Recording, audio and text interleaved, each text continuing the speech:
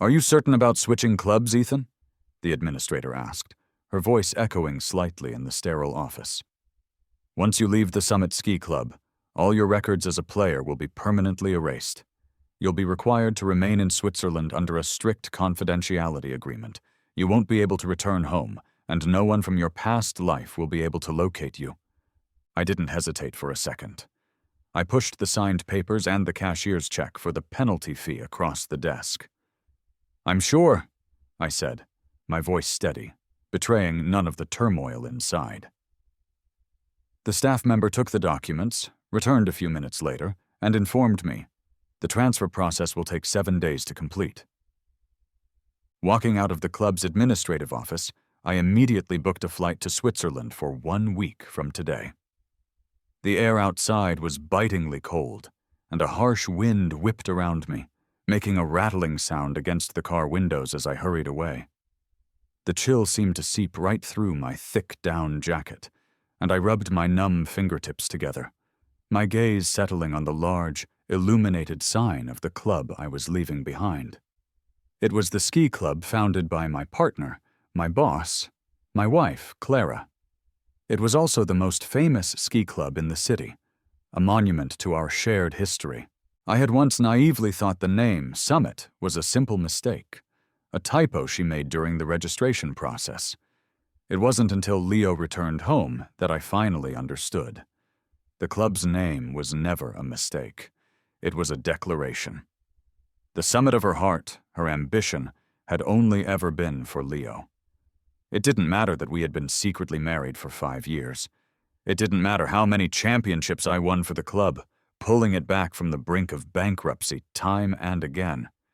It didn't even matter that I retired at the absolute peak of my career to support Clara through a difficult pregnancy. The legend of Ethan, the speed skating king, had been retired for 2 years, but none of it had been enough to warm Clara's cold heart. "Look, it's Clara and Leo," someone nearby exclaimed. "They're so perfect together." The voices pierced through my thoughts, sharp and painful. I stopped walking and looked up. On the massive screen mounted on the building across the street, footage of their recent competition was playing on a constant loop. Clara's every move was sharp, precise, and powerful, as if she were born for the arena. And yet, for a player of such incredible talent, her gaze was always fixed on Leo, creating openings for him in the crowded field, her body language a testament to their partnership. Their hands were tightly clasped as they celebrated, moving with an intimacy so dazzling it physically hurt my eyes. In all our years of marriage, Clara had never once been that publicly close to me. My hands, hanging at my sides, clenched into tight fists until a sudden scream from a crowd of fans pulled me back to the present. "It's them! The windstorm duo is here!" The fans at the club entrance shrieked, shoving me aside in their frantic rush. I stumbled, barely managing to keep my balance, and turned my head in a daze. Protected by a cordon of bodyguards, Clara walked toward the club, holding Leo's hand. My legs felt like they were locked in place. I averted my gaze, about to turn and leave, when a reporter, pushing past me, crowded in front of them. "Clara, will your former partner Ethan be making a comeback at this year's national skiing competition? Will the two of you be cooperating again?" The reporter's mention of my name made my eye twitch. I forced a bitter smile. 2 years of being a stay-at-home husband had worn me down into someone else entirely. Even standing right there in the open, none of the reporters recognized me. Clara's reply was cool and dismissive. "You're mistaken. Leo is my one and only partner." The words felt like a physical blow, as if my heart had been ripped open, leaving a cold, aching void. A gasp went through the crowd, followed by murmurs. What's there to even choose? Leo is so young with endless possibilities. Ethan's been retired for 2 years. He can't possibly deliver on his past glory. He was always a coward anyway. That's why he retired. 6 years ago, Clara and I had participated in a doubles cross-country speed skating competition and won our very first championship. Holding the trophy, she had been filled with emotion, promising on camera that we would achieve a triple crown together. But after Leo returned, that shared dream was shattered. Clara forced me into retirement, redirecting my resources, my coach, everything, to him. I refocused my gaze on the woman surrounded by the flashing cameras. Clara always seemed so indifferent, so composed. Yet when she looked at Leo, a tenderness emerged that I had never, in 5 years, been the recipient of. "I will definitely win this year's championship with my partner, Leo, and achieve the Triple Crown," she declared to the world. The word partner felt like a heavy stone pressing down on my chest, making it difficult to breathe. Our shared dream, the one I had sacrificed everything for, she had unceremoniously booted me out of it. She had never even publicly acknowledged me as her partner. I'm not sure how I managed to make it back to the villa. As soon as I stepped inside, the chaotic scene in the living room greeted me. Toys were scattered everywhere. "Young master, please stop!" the nanny pleaded frantically, standing helplessly by as our son Sam threw a tantrum. In the past, I would have patiently scooped him up, checked to see if he was hurt, and calmed him down, but this time I just sidestepped the toys he was throwing and headed for the stairs. The next instant, a sharp pain exploded on my forehead. Sam had smashed a toy car right against my temple. His piercing cries stung my ears. "Why are you here? I want Leo!" Even though I should have been prepared for it, hearing those words from my own son's mouth cut like a knife. He didn't even seem to care about the wound on my head. Looking at the broken toy car on the floor, he just cried out, "You owe me a new toy car." I held back the throbbing pain in my head, instructed the nanny to take Sam away, and went to deal with my injury alone. 2 years ago, I suffered a severe hemorrhage during a medical procedure. I nearly didn't survive. I only caught a single glimpse of my newborn child before Clara took him away, claiming she was worried about my health and wanted me to recover first. But after I was discharged from the hospital, I came home to find Leo teaching my son to call him Dad. It was then I realized the truth. Clara only wanted to fulfill Leo's wish of having a family. "Why should I call you Dad? Leo is my dad." These trophies were all won with your mom's help. I was her partner. Liar! No matter how I tried to explain, my son refused to accept me, never once calling me Dad. After tending to my wound, I looked at the clock. It was already 8 p.m., and Clara hadn't returned. I didn't bother calling to ask where she was. Instead, I quietly changed my phone's wallpaper from the silhouette of a family of 3 to a serene photo of a snowy Swiss ski resort. Then, I systematically deleted every photo I had of us together. Just as I was about to turn off my phone, a notification popped up. Leo had tagged me in a tweet. "Hey brother, look at this. The trophy you once held is now in my hands." The accompanying photo showed Clara leaning on Leo's shoulder, taking a selfie with the trophy.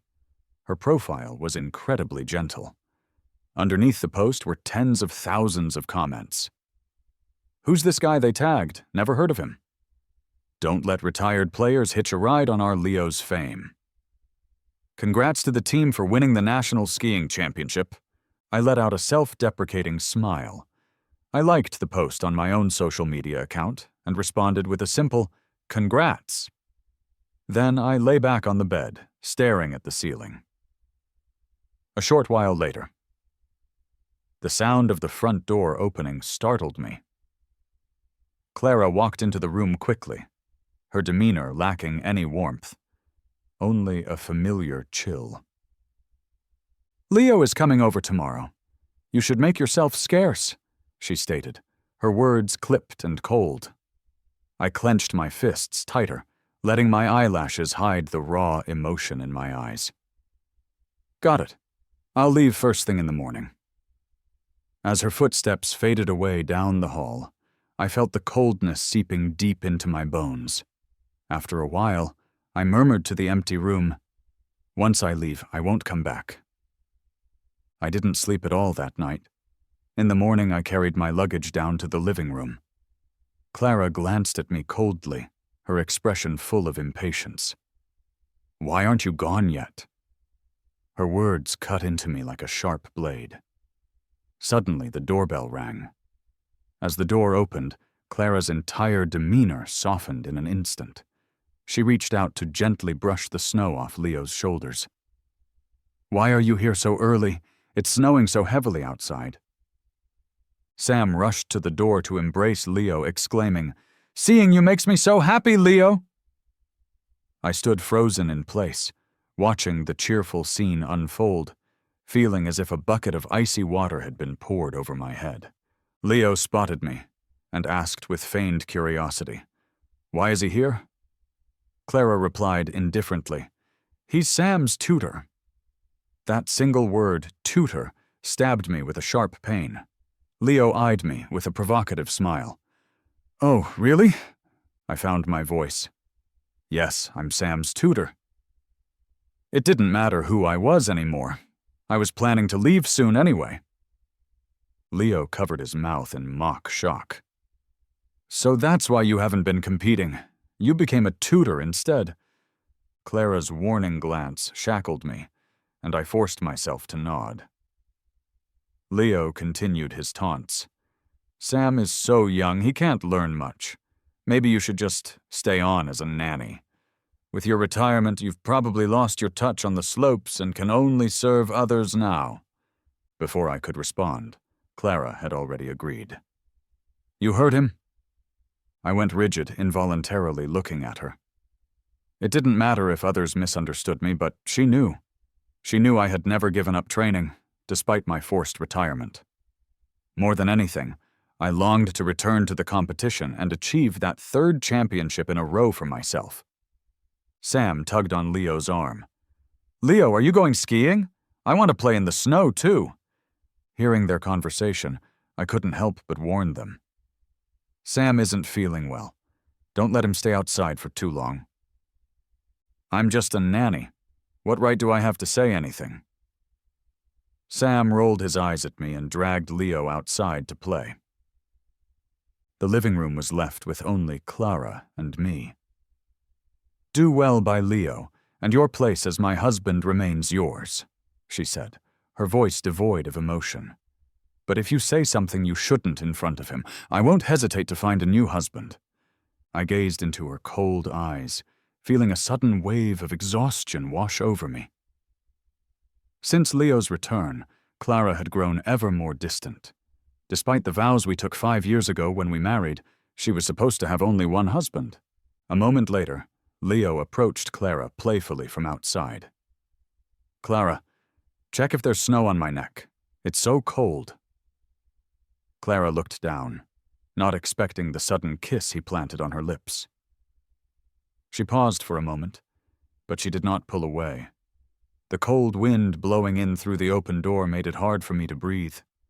My eyes burned, but I couldn't tear them away, watching in self-torture. I pulled a bitter smile. Clara and Leo really were in love. Clara must have felt my gaze, because she paused, frowning as she turned to look at me. But in the desolate living room, all that remained was my retreating figure as I quickly left the scene. The guest bedroom was filled with dust-clad memories. A photo of Clara and me after I won my first national skiing championship caught my eye. In the picture, I held the trophy, tears covering my face, while Clara gently wiped them away. That day not only marked a victory, but also the day I broke away from my family for her, believing she was my key to happiness. Yet with one wrong step, many more had followed. As the memories crashed over me, tears finally fell. I closed my eyes, took the picture down from the wall, tore it into pieces, and threw it into the trash, as if I could discard my past with her just as easily. With dusk settling in, I left the shower and heard a heavy thud from the adjoining room.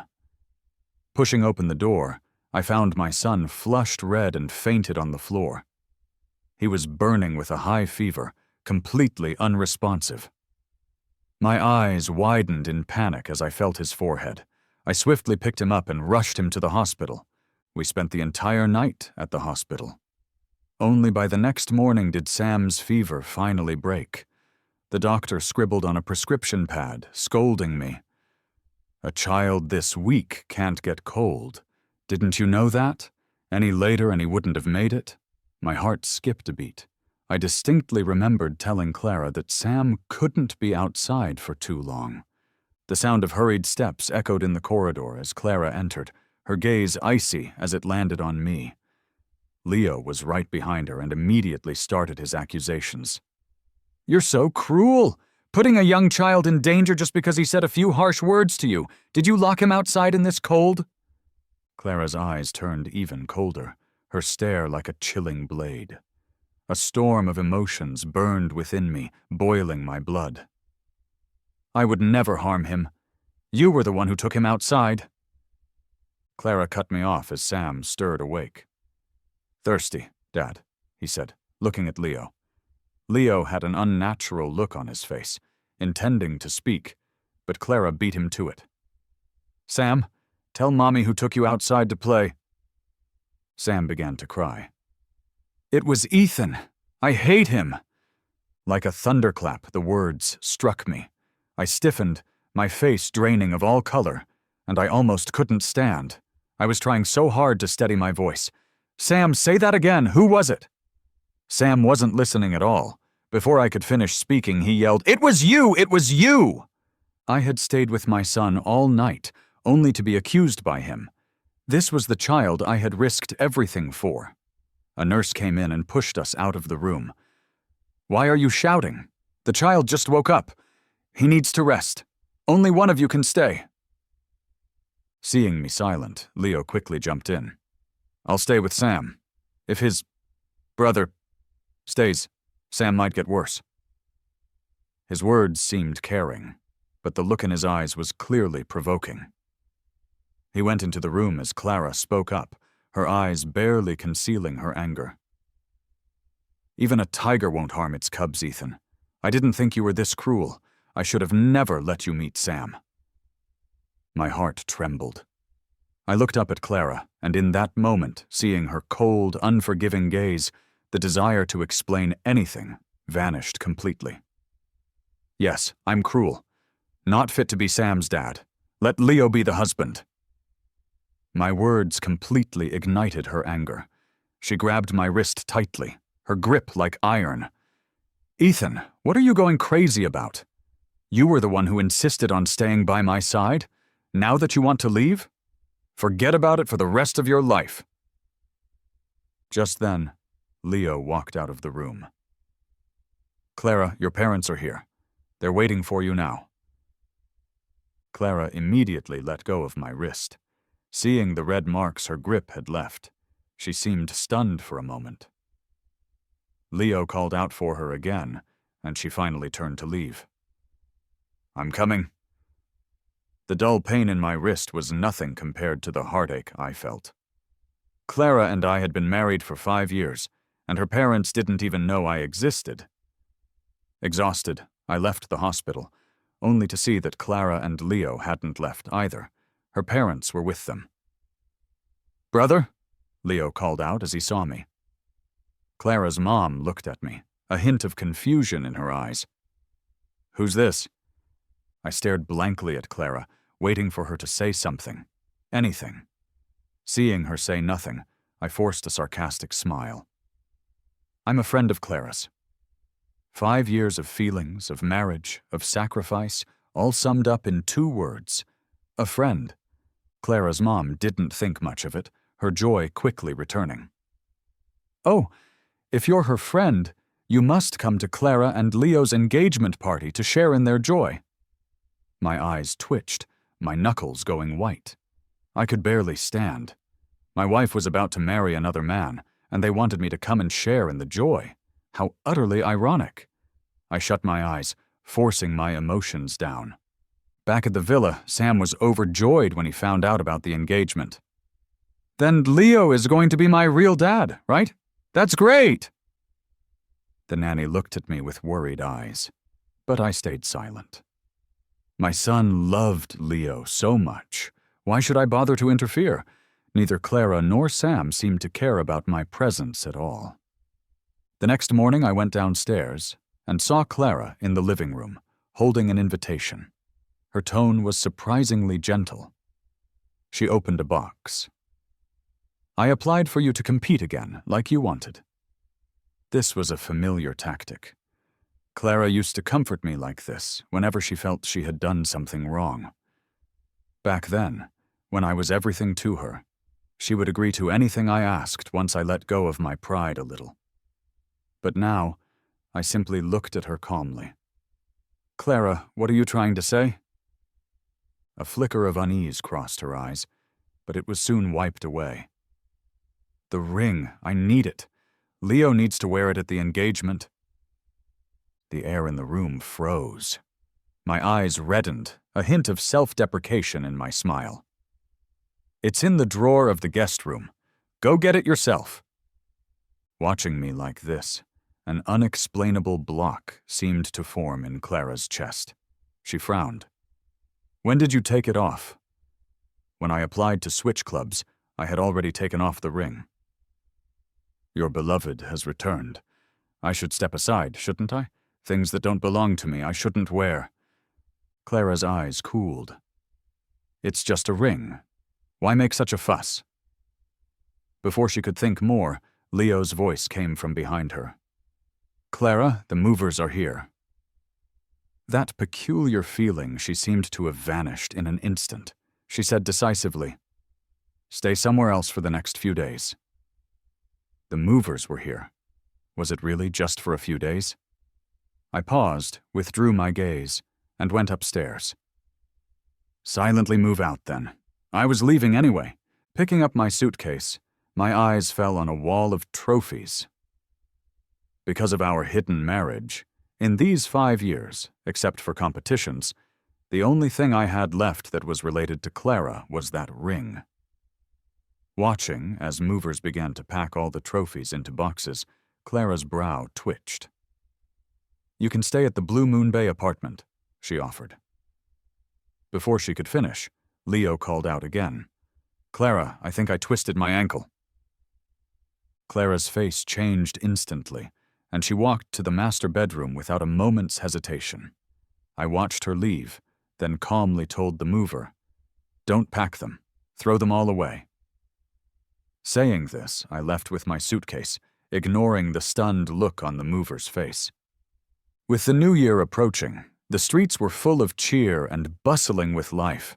I was the exception, a solitary figure moving against the crowd to reach the courier station. "Fill out the forms yourself for shipping," the worker said mechanically. I wrote down an address in Switzerland, selecting the express service. The worker took the suitcase, noticed the simple gold band on my hand, and asked with envy, "Spending the new year abroad? Going on a trip with the wife?" I paused while signing, realizing I had forgotten to return my wedding ring to Clara. After hesitating on the street for a long while, I finally took a taxi back to the villa. The sunlight was filtering softly through the windows, and countless memories slipped away like sand through my fingers. From the day of the proposal, when Clara had lowered her gaze and spoken vows more touching than any fairy tale. "Wear this ring, and you're the one I love most." When love can be shared, is it still called true love? "We're here," the driver's voice pulled me from my thoughts. After paying and getting out, I set foot in the living room, and my heart twisted painfully. Soft murmurs were coming from the master bedroom, and then I heard Leo's voice asking, "Clara, how about we have a baby?" Even if I was already completely disappointed in Clara, hearing their intimate voices still felt like a knife to the heart. I took off the ring and was about to leave it on the table when I heard Leo's voice again. "The thing I lost back then, where did you put it?" Lost it, Clara replied after a pause. Leo playfully pinched her waist. That belongs to me. If you don't give it to me, it's considered lost. No one's going to wear a ring with someone else's name carved on it, are they? My hands were trembling, and I could barely hold the ring. The letter L for Leo was carved on the inside. A chilling coldness crept up my spine, numbing my heart. I felt like an absolute fool. I had been living for 5 years with a ring bearing someone else's name, thinking it was a treasure, only to find out it was all a big, cruel joke. From the master bedroom, I could hear their heavy breathing, but I was deaf to it. Coming back to myself, I realized I was already back at the Blue Moon Bay apartment. Outside, neighbors were putting up spring festival couplets and good luck charms. A family of 3 came back with festive goods, their laughter filling the air. Inside my apartment, the place was desolate, with only my pitiful self for company. Only when the dim sunrise broke through the blinds did I finally drift off to sleep.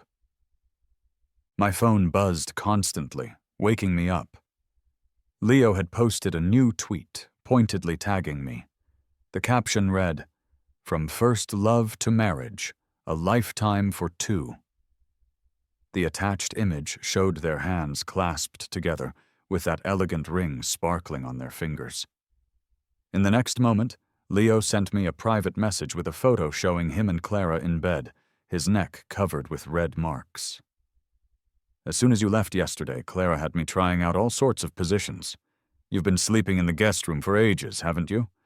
How long has it been since Clara shared a bed with you? The realization that I was the outsider, the unloved one, stabbed my heart like a dagger. My knuckles whitened as I masochistically watched the taunting messages flood in. My eyes were burning. Just then, Clara called. "Can you pick up Sam? I can't get away right now." Was she too busy with Leo to get away? I looked at the ring I had discarded on the floor, suppressing my roiling emotions. "Since Sam calls Leo Dad, let Leo pick him up." Clara's voice turned icier. "Ethan, do you have to be so difficult?" Through the phone, I could hear Leo's voice in the background. Then Clara impatiently hung up, leaving only a cold black screen and a dial tone. Suddenly, a notification popped up. A ski news broadcast I followed was live. I clicked on it, and familiar names came through the speaker. "I heard you 2 are officially engaged. Miss Clara, would you like to say something to Mr. Leo?" Clara paused, then took Leo's hand, speaking slowly. "Meeting him, I finally understood what an eternal love is." I swayed as memories surged. All those times in New Zealand when Clara had held me, kissed my face, and pronounced her love. Once, she had professed in 52 different languages that I was her eternal love, come what may. But now I understood. That love was never meant for me. An hour later, at a tattoo parlor, I took off my coat and pointed to the tattoo over my heart. "Remove it." The tattoo artist paused. "This phrase must mean something special to you. Are you sure you want it removed?" I lowered my eyes, staring at the words amour éternel, eternal love in French. My tone was flat, lifeless. Not anymore. To avoid any nerve damage and keep my body in the best possible shape for skiing, I opted out of anesthesia. The tattoo artist looked surprised. "Hang in there. If it gets to be too much, just tell me." Bit by bit, the pain from the laser seemed to scrape its way from my skin directly to my heart. But I only reddened my eyes, shedding no tears. The physical pain marked the fading of her imprint on me, and it gave me a strange sense of relief. Stripping her from my life wasn't that hard, was it? 4 hours later, drenched in sweat, I left the tattoo parlor. A crowd of reporters immediately swept in, shoving microphones in my face. "Ethan Boxer, we finally found you. There are rumors you retired to marry into money, that you're being kept by a sugar mama in her 50s. Is that true? As the words hit me, onlookers cast mocking eyes in my direction. Stunned, I took a step back, trying to leave. I don't know what you're talking about. The reporter pressed on, waving a photo of me cradling a child at the villa. There's word you already have a kid with someone, playing around behind the scenes while trying to marry into wealth. Is that true? Were your awards bought by your sponsors? Is Clara one of them? Couldn't hook up with Clara, so you switched targets? Ethan, is your sportsmanship on the slopes real? Or is it just bedroom talk for your sponsors? The barrage of accusations stung deep, making my heart tighten painfully. I unclenched and clenched my fists, my response a single sentence. The child is Clara's. The air thickened with silence for a moment. Then the reporters burst out laughing. No way. If the child was really Clara's, why would she never mention it to us? Someone look! There's Clara! A tumult ensued as the reporters rushed to connect with her on a video call. Clara, Ethan says the child is yours. Is that true? Stretching through the crowd, my eyes met Clara's on the reporter's phone screen. For a moment, she looked away. Then her words came through, dismissive and cold. He is not mine. The cold wind stole the last ounce of warmth from my body. Our child, our 5 years of marriage, all dismissed with her single breath. I felt frigid, a gaping mouth with no words to say, only a pair of lifeless eyes mirroring my pale face.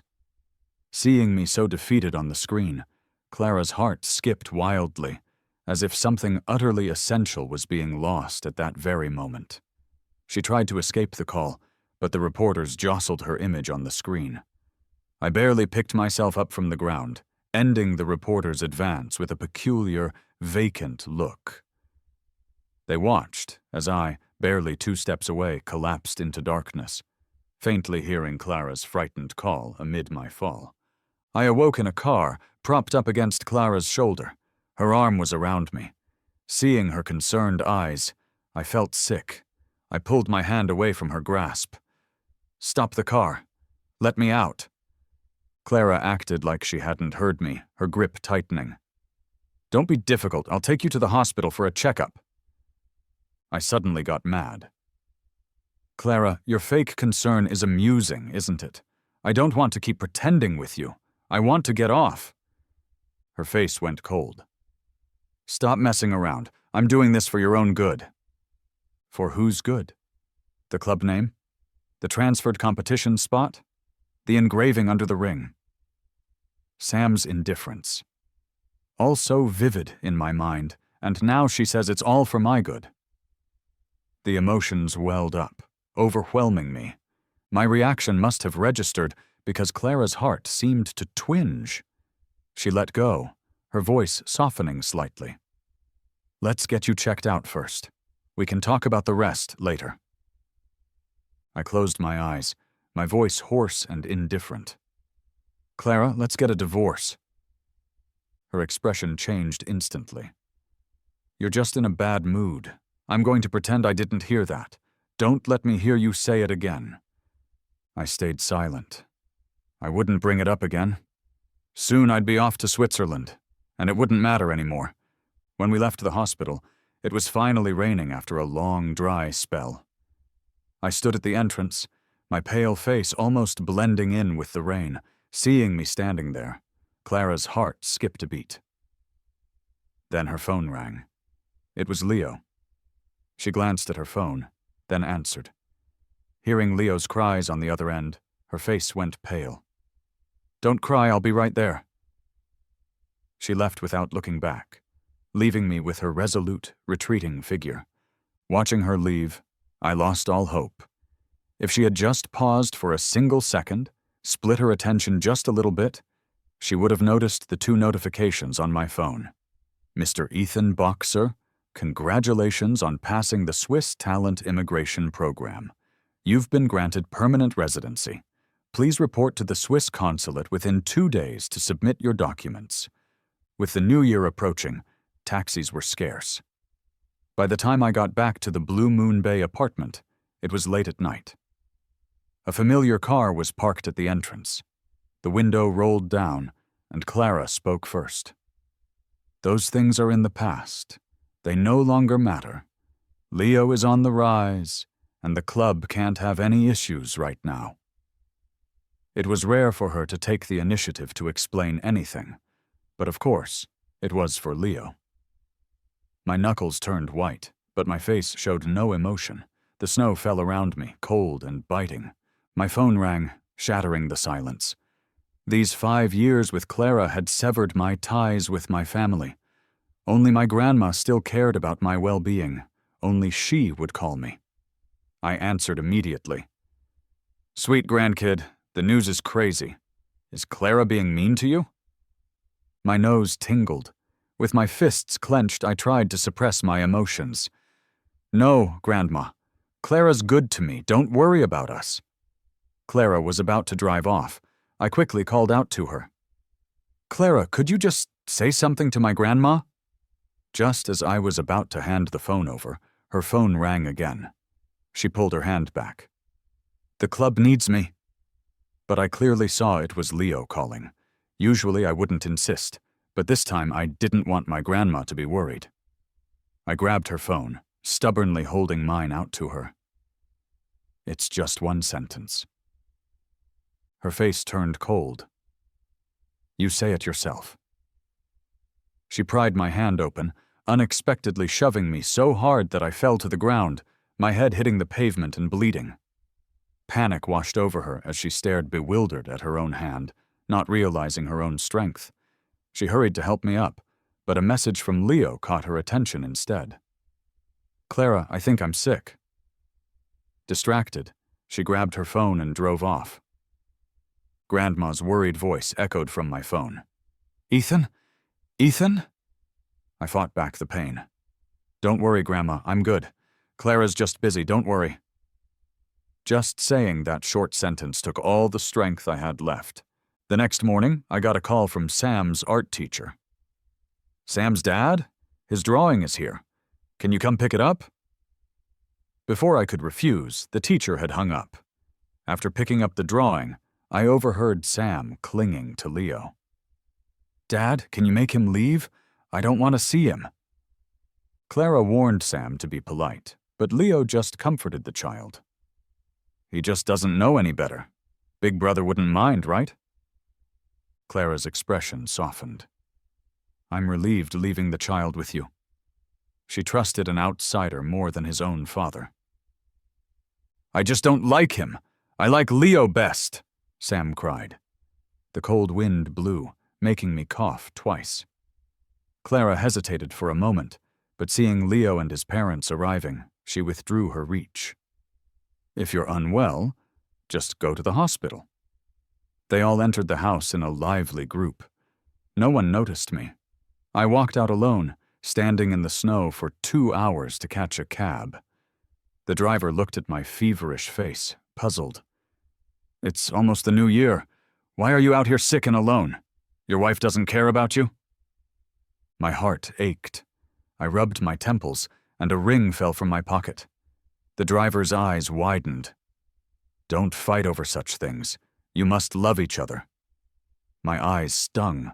Watching the ring, dubbed Galaxy Shining by the jeweler, I placed it in the front seat. "It's not what I want. You can keep it if you need it."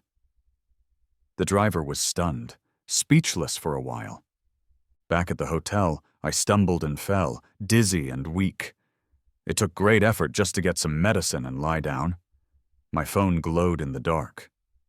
"Ethan, your flight is leaving soon. Please check in." I selected a seat, reading my notifications with tears in my eyes. Someone you care about just posted something new. Clara's pinned post was a wedding photo with Leo. "I can't miss you this time. You're the love of this life." In an instant, it felt like my throat was filled with countless needles, stabbing and bleeding. Leo was her love of this life. What about me? What about the past 5 years? A marriage certificate had nailed everything down. I felt like a joke. Beep, beep. Leo sent me a private message. It was a trail of chat logs going back as far as 5 years. Countless memories came rushing back like a tidal wave. The first time I won a solo championship standing on the podium, she was smiling at her phone. She explained later she was replying to family. I thought nothing of it, but she was flirting with Leo. When I went abroad for training, Clara caught a plane to follow, saying she was worried about me. But she had actually gone on vacation with Leo and just came to see me on the way. The pent-up emotions rushed in fast. The feverish pain mingled with the heartbreak, burning up all the remaining warmth I had for Clara. I swung the phone hard against the wall. The empty room was full of a sense of collapse. Pain soaked through me. Who knows how long passed before the screen lit up with a message from Clara. Come to the villa tomorrow. My eyes were red and swollen. I stared at the screen motionless for a long time. It was almost noon the next day before my fever finally broke. I still went to the villa. Tonight I was leaving. I just wanted to see her one last time, to give her the divorce papers in person. As soon as I stepped into the living room, Clara descended the stairs with Leo, both in ski gear. "Teach Leo your speed curve techniques," she commanded. My face was almost ghostly pale. Clara felt a strange tug at her heart and added, "It's not like you can compete anyhow. Leo is a rising star in the skiing world. Teaching our own is no big deal." In just a few words, I felt wounded again and again. In Clara's eyes, was I now just a useless guy stuck at home? Leo looked at my unwell state with a satisfied smirk. "For the sake of competition, Ethan wouldn't be so petty as to not teach, right?" The silence was suffocating, making me feel like I couldn't breathe. Emotions rolled inside my chest, constantly hitting my reason. I stared straight at Clara, but her gaze was always on Leo. She didn't even spare a glance for me. My hands clenched, white-knuckled. My voice was dry and bitter. For the glory of the country, for the awards, I would not keep secrets. To perfect this technique, I fell countless times. I broke my bones 9 times. It's not something a person can learn quickly, especially when they have no talent. The Rising Star title was something Clara had forced for him. He can't learn it. No sooner had the words fallen than Clara frowned, interrupting me. "How can you be so selfish?" I shuddered all over, my heart aching sharply. After 5 years as partners, Clara knew me best. Yet, for Leo's sake, she was calling me selfish. Even after changing into the gear and heading up the back mountain, I still gripped the ski poles, lost in thought. This mountain and the villa were both gifts from Clara. "Ethan, this is our exclusive ski field, never to be disturbed by others," she had promised. She herself had shattered those promises. I hid the darkness in my eyes, squatting to tighten the straps. Touching the ill-fitting ski equipment, the bitterness in my heart grew heavier. My exclusive gear was now worn by Leo. The ski suit that once bore my name had been torn off by Clara and replaced with Leo's competition name.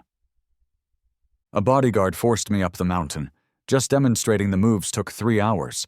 Leo merely watched from the side, repeatedly asking me to show the demo again and again, with no intent to actually learn. In the sub-zero weather, my skin was painful from the cold. Only then did Leo walk away from Clara and pull me down the slope. "All right, let's give it a try." After sliding a few meters, Leo grabbed my arm, his eyes full of malice beneath his goggles. "Do you know? These past few hours you look just like a clown. No matter how well you ski, what's it for? The trophy is mine. Clara is mine. Everything of yours is mine. You'll always be under my feet." My pupils shrank as I watched him stomp hard on my ankle. Agonizing, bone-fracturing pain made me shove him away with all my strength. Leo fell to the ground, I stared at the twisted semblance of my foot, my head empty, my whole body shivering. He started begging for Clara's help. "Clara, my foot!" A flash of urgency flickered in Clara's eyes, quickly overtaken by Leo's cries from nearby. She heartlessly stepped over me. "Don't block the way. Leo is a genius. We can't let anything go wrong with him." Saying this, she helped Leo up, and they disappeared from my sight. All my words were jammed in my throat. My eyes held only burnt-out ashes. My whole body was frozen stiff from the cold. It took me a long time to recover on the mountain. It was only past 11 p.m., when the New Year's fireworks started booming, that I finally, clutching my leg in pain, limped away. Meanwhile, in the villa, Clara's parents had hurried back to their old house after the New Year's Eve dinner. Leo had specifically asked the nanny to take Sam away. He nuzzled close to Clara, acting sweet. "Clara, I'm chilly all over. Help me with a hot bath, will you?" A shadow passed over Clara's eyes. "Your wound can't get wet." "Then just hold my foot so it won't touch the water." Her gaze darkened entirely. Inside the house was a blaze of heat. Outside it was icy and desolate. Snowflakes fell endlessly, and I bit back the pain to get to the hospital. After emergency treatment, I insisted on leaving. The doctor frowned. "What on earth is more important than your health? Doesn't your family, your wife, worry about you?" My fingers quivered slightly as I signed my name on the discharge paper, letter by letter. I don't have a wife. Snow covered my head as I walked through the empty streets. Everyone was welcoming the new year, but there was only me, hobbling with crutches to the airport. Fireworks lit up the sky, illuminating my empty eyes.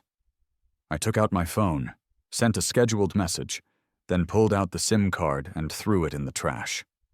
I boarded the flight to Switzerland. That night, Clara's phone lit up on the bedside table and then quietly dimmed again. The dim bedroom was full of used, strawberry-flavored, ultra-thin condoms.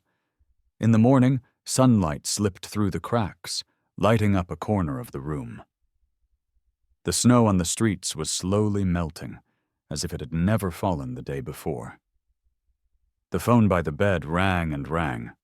Clara frowned and turned it off directly. Leo and Clara were cuddled up together, a blush still on her cheeks.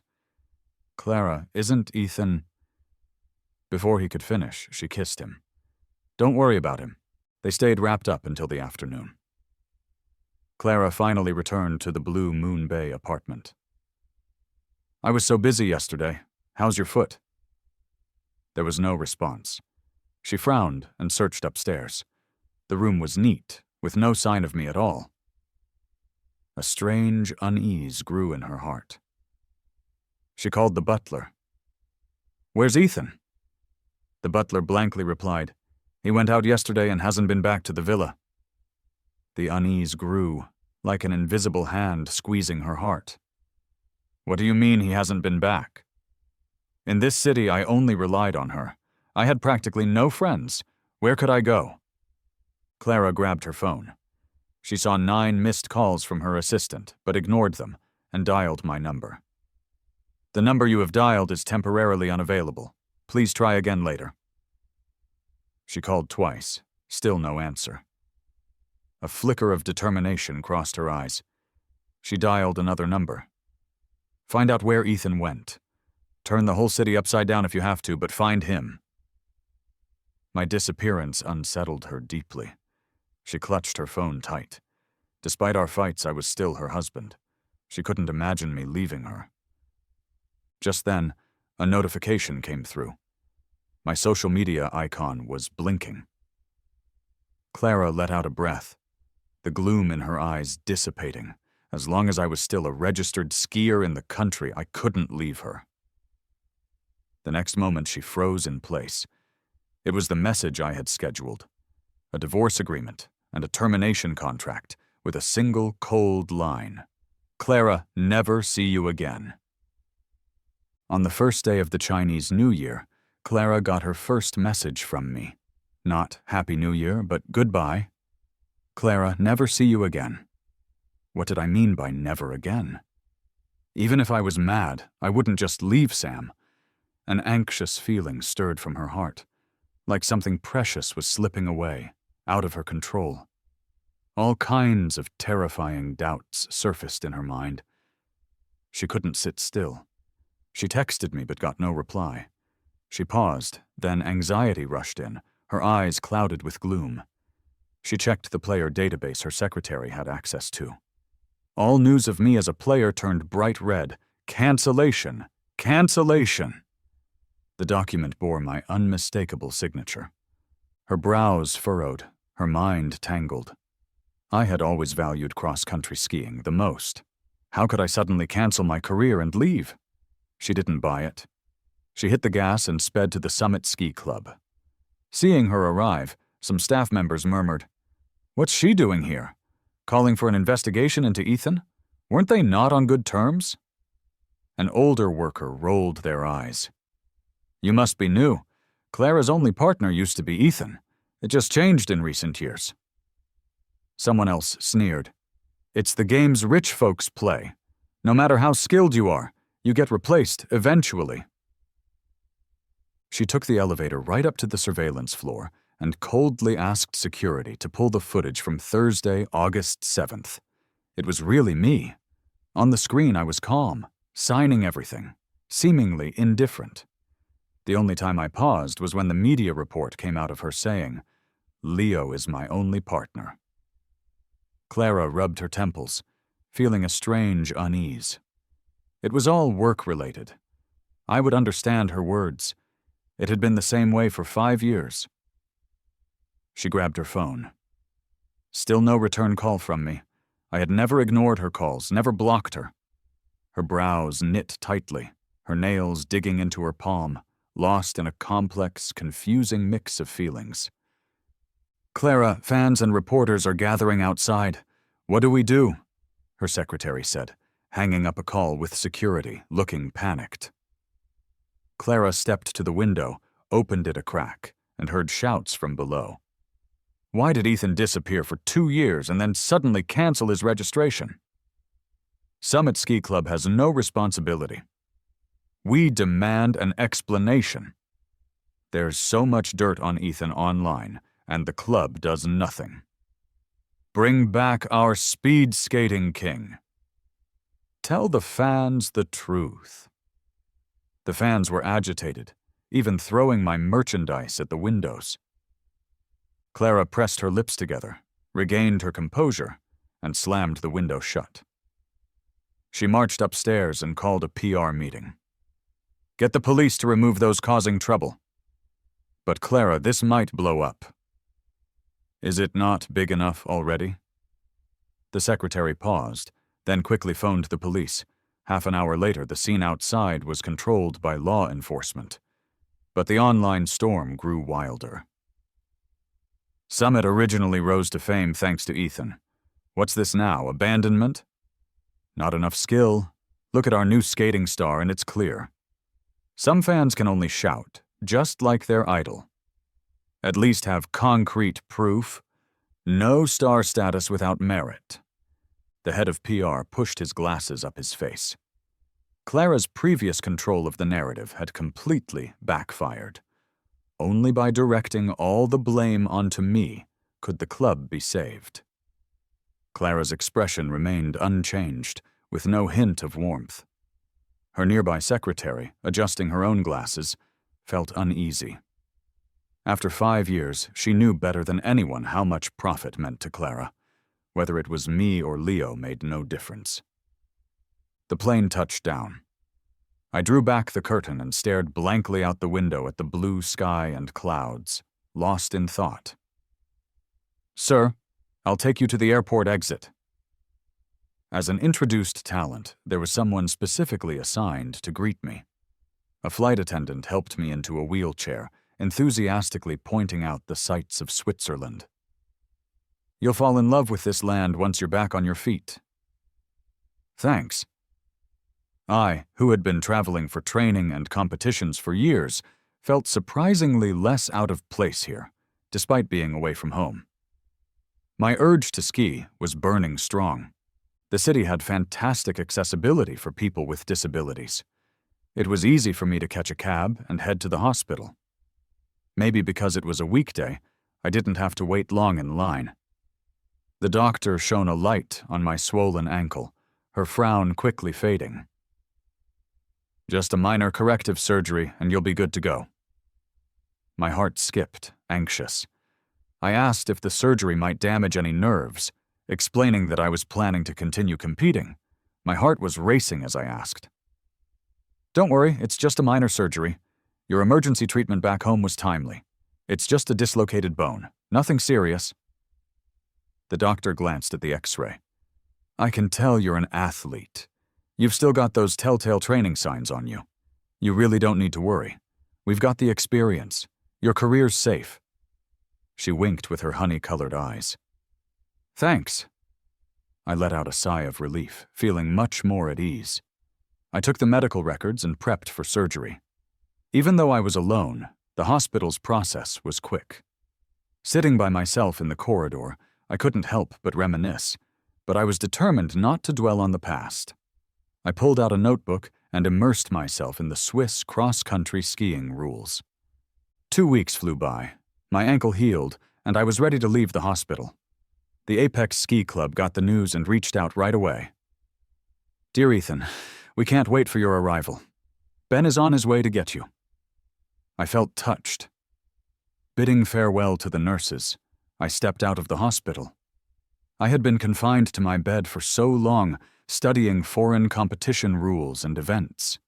This was my first real step into a new life. Even the clouds in the sky looked extra beautiful. A blonde guy in a suit approached me, wearing a golden badge with the Apex Ski Club logo and his name Ben. His personality was warm, and he immediately went in for a hug. "Wow, you're even more handsome than you are on video." I smiled. "Thank you, you're too kind." "Just stating the facts," he said, opening the car door with a gentlemanly gesture. "Let's go. I'll show you our perfect skiing family." The Apex Club was quite famous in Switzerland, having produced many outstanding athletes with significant investment in its training programs. Many aspired to join, but failed due to a lack of talent. As the A-marked building came into view, I couldn't help but feel nervous. At this moment, any lingering attachment to the past was washed away. This was my new starting point, and the beginning of my future adventures. The club boasted natural ski fields. Cross-country skiing is a dance with nature. Athletes should embrace nature, feeling the wind and snow. This philosophy of the club also served as my inspiration.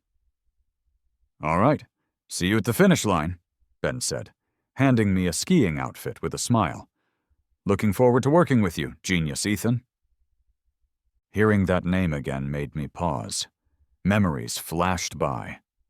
The camera zooms in, leading Ethan to the finish line. The wind of Ethan creates miracles for us. Let's cheer for Ethan. Clara reaching out to me. "Ethan, we will stand on the podium together." Amidst the crowd's gaze, I wiped away the memories of people and events. I raised my eyes, filled with starlight. As Leo saw Clara returning to the villa, he quickly approached her. "People keep sending angry messages lately. Can you have the club spend some money to influence public opinion?" Clara wrapped an arm around his waist, unfazed. "Got it. Just hang in there a bit longer." Leo was ecstatic. "Go change. We have a press conference soon." A press conference? Are they kicking Ethan out of the club? Just thinking about me fading away thrilled him. He was the real winner. Understood. He changed and headed out, only to have his knee hugged by Sam. Looking at the child who resembled me, Leo felt a nagging aversion, but never showed it. After all, this was not his blood. "Let's play, Daddy." Daddy's gotta go. Be good and stay home. He gently pried the child off, leaving with Clara. Mommy! Sam called as Clara paused, then shut the door. Silence filled the room. Confusion enveloped the child. I used to be around. Why was I nowhere to be seen now? In the car, Clara handed Leo a script. Here's what you need to say. He disinterestedly glanced at it, sipping water, only to choke. Athlete retires. Leo takes over. Each harsh word shattered his daydreams.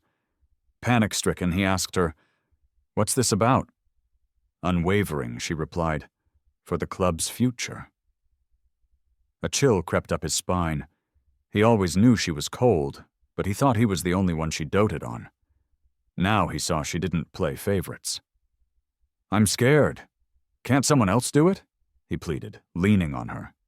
She sighed, massaging her temple, her eyes chilly and merciless. "The club has come this far through hard work. Now is your time to contribute.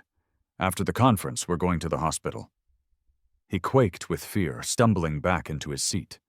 She had changed. She was terrifying. Clara remained unfazed. Her phone kept buzzing. She picked it up, saying, "Don't call me unless you have news about Ethan." Her eyes showed a flicker of ruthlessness. Leo's hand was nearly crushed by his own grip, blood oozing from the edge.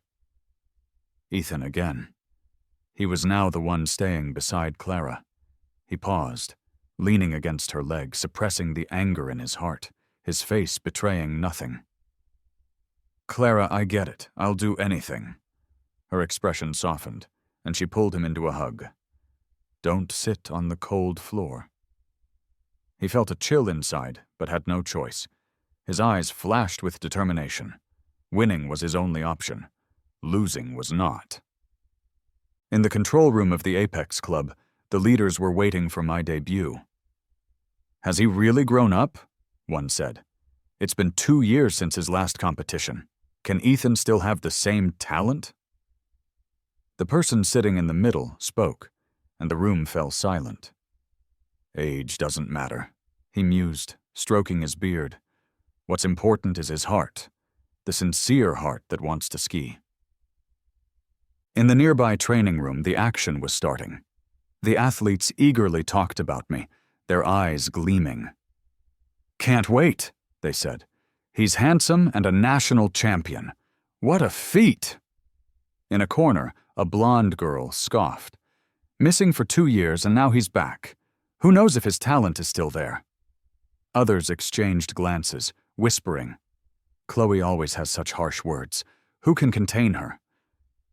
Just then, the live stream camera focused on me, set in my starting stance. The massive ski field showed only my figure. The athletes leaned forward, watching the screen, both nervous and excited. Up on the hill, I looked calm, waiting for the referee's signal. "Simple," the ref said. "You'll do a 10 kilometers technical and speed test. Perform as you wish, and we'll tell you the results." As I warmed up, my mind ran through all the techniques I knew. I knew what to do, yet there was a hint of nervousness. "Ready in 15 seconds. 10 seconds. 5, 4, 3, 2, go." The wind swept past my face, the sound of my breathing and the sharp wind my only companions.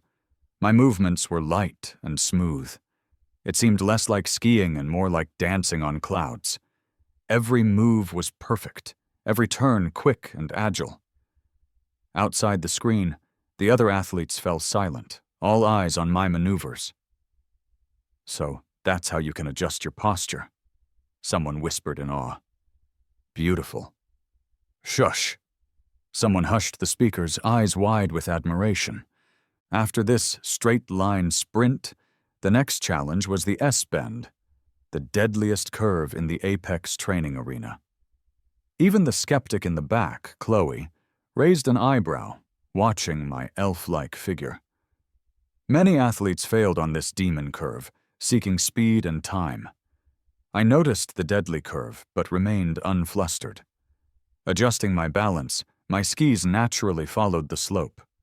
Whether shifting my weight or guiding the skis, my maneuvers were as precise as a ruler. Every detail was perfectly controlled. I breezed through the curve. "Oh my God." A muffled cheer erupted, then was quickly silenced with a palm over the mouth. Even the club's head in the control room praised, "So precise and calm." Had I not known this was his first time here, I would have thought he had trained here for years. The exclusive training field's access was not shared, especially with me not competing for 2 years.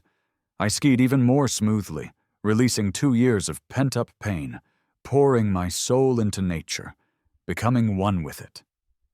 A single tear of joy disappeared at the corner of my eye. This was the joy of rebirth. At the press conference, many reporters had gathered, not wanting to miss this big story. After 2 years, the mystery of why I had disappeared and canceled everything was about to be revealed. The shaky live camera was directed toward the right staircase. Clara appeared, ascending slowly with Leo behind her. Once seated, their lawyer joined them. Clara addressed the recent rumors and club rules briefly, transitioning to the main topic. In just 6 minutes, in simple words, she explained why I canceled, with a hint of gentle regret. Ethan was an excellent athlete who chose to leave for personal reasons. It has nothing to do with the club. A reporter seized the chance, questioning, "Didn't you just distance yourselves, claiming Ethan had no ties with you?" The room tensed. Clara, with a faint smile, responded, "An athlete's personal decision is separate from the club. Is there any issue with that?" The young and calculative reporter was speechless. "Recently, there's been buzz about Leo hogging competition spots without the skills. Is that true?" Under the table, Leo's fingers clenched. Meeting Clara's calm face, he hesitated, but eventually nodded yes. Reporters exchanged glances, their faces full of disdain. Clara suddenly took the mic, smoothing over the tension. "That's my oversight. We will implement a scoreboard system for fair competition among all athletes." A wave of chatter filled the room, with many nodding in agreement. Just when everything was going according to Clara's plan, someone suddenly held up a screenshot and shouted, "Among Ethan's fans, there are rumors that his departure and deactivation were because Clara was two-timing." The crowd went wild. Clara finally showed a slight change in expression. She picked up the microphone to steer the situation back, reminding everyone, "Without evidence, my company will take legal action for slander and issue a lawyer's letter." "I certainly have evidence," the person exclaimed, throwing a stack of old photos and screenshots into the crowd. One photo even landed right on Clara's desk. Her pupils contracted. The photo showed a visibly pregnant Clara being wheeled into a delivery room, with both Leo and me standing together outside, waiting. Leo's face turned white, and he glanced at Clara in a panic. If this news got out, God knows how terrible things could get. Clara suppressed her emotions, picked up the microphone, and in a low voice said, "Photos can be altered. These aren't evidence." But the reporters didn't listen. They picked up the photos, eager to write thousands of words of news. "Clara, why don't you bring Ethan himself to explain?" they questioned. "Yeah, just bring Ethan out, and the problem is solved." "So, is the child you previously revealed actually Ethan's kid in the photo?" Everything was a mess. The press conference was forcibly ended. The club's reputation didn't improve. It got even worse. "Damn it!" Clara was breathing heavily, her expression dark, making Leo too scared to speak. His phone kept ringing with calls from his parents.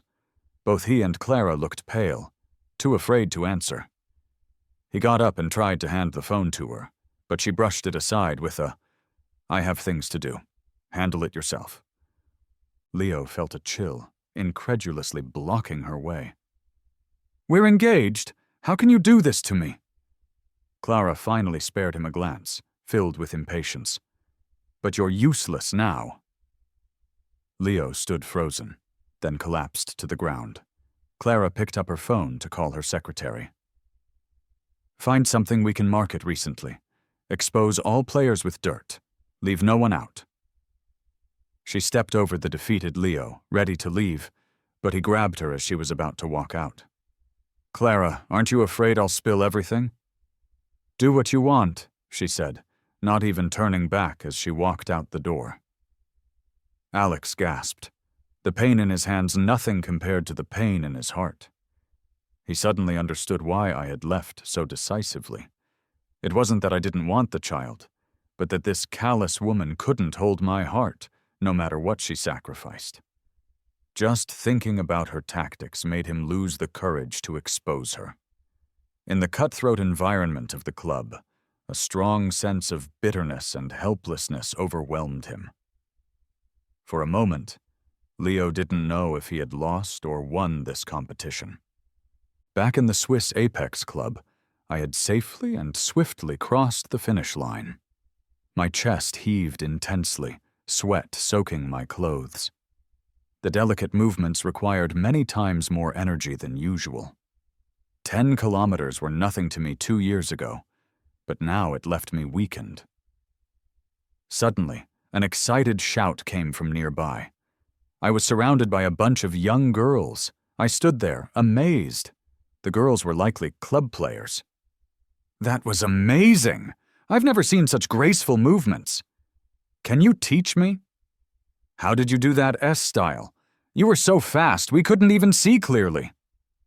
"Hey, your breathing rhythm needs work. Let's exchange contacts, and I can help you," one said. "Hands off, player." Even though I wanted to chat, my energy was drained. Just barely finishing the race had worn me out. Suddenly feeling dizzy, I collapsed in the player's astonished eyes. "Oh my God!" A hand quickly supported my neck, gently catching me. The players widened their eyes in shock at the sudden move. "Chloe, of all people? Aren't you a germaphobe?" "Let go, I'll take him," one player said, reaching out but was blocked by a slightly taller girl. Chloe, with a face akin to a Greek sculpture, didn't even glance at them as she carried me towards the medical room. The players left behind exchanged looks and quickly followed, grumbling about her bossiness. Unbeknownst to me, in my faint state, the resting room, already limited in space, even had the head of the Apex Club's leading manager present. The players and the club owner watched the spirited old man at the door, standing like quails. "Don't crowd in here. To be as strong as Ethan, you must practice diligently," the manager, Marcus, declared. The players exchanged glances. Someone couldn't hold back, muttering, "Ethan's talent is unmatched. Mere practice won't." Around them, giggling ensued, seeing Chloe's head getting knocked. Then they quieted as they saw the manager with a dark face. "Fools. Success always comes with 99% perspiration. If Ethan hadn't trained these past 2 years, do you think he could still finish skating like that?" Silence fell inside. The manager stroked his beard, smiling slightly. "In this world, talent alone isn't enough. This lesson is universal." Taking his advice, they finally dispersed. A breeze slipped through the window, ruffling the person by the bed. Chloe stood by, surprising the manager. Just as he was about to ask her to leave, she spoke. "Grandpa, I want to team up with him." That really was surprising. "I suppose you'll need Ethan's agreement for that," Marcus replied. He approached me as I had just awakened, smiling warmly. "It's good to meet you. I'm Marcus, head of the Apex Club." I looked at the famous figure I'd only seen on TV and felt a bit nervous. "Sorry, I didn't mean to eavesdrop. I just woke up," I said. Marcus's smile was kind, a stark contrast to his fierce reputation in news reports. "It's just a little thing. It's the kind of exchange you younger folks have. I'm not getting involved." I was still half asleep earlier when I heard someone mention forming a team. I couldn't help but think of that partner, of Clara. A wave of unexplained frustration hit me. I lowered my eyes, not saying a word. Suddenly, a shadow swept over me, as if something had blocked the light. "Do you look down on me?" A graceful voice spoke from above. I snapped out of it, realizing my silence had been misunderstood. "No, that's not it," I said instinctively, looking up only to meet a pair of sparkling, bright blue eyes. They were as beautiful as a clear sky, but unfortunately the owner of those beautiful eyes misconstrued my silence. Her eyes flared with a determined intensity. "If I win, you have to listen to me."